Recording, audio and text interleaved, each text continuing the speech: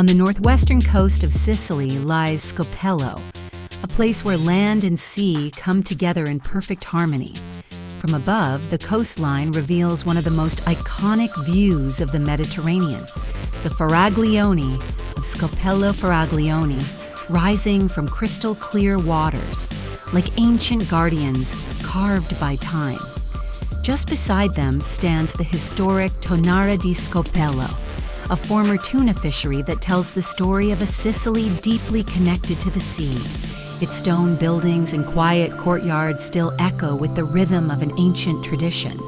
The water here is calm and transparent, revealing shades of turquoise and deep blue that change with the light. The cliffs fall sharply into the sea, creating hidden coves and breathtaking views at every turn. Surrounding Scopello lies the wild beauty of the coast, where nature remains untouched and time seems to slow down. At sunset, the rocks glow in warm light. The sea reflects the sky, and the Faraglioni stand in silence against the horizon.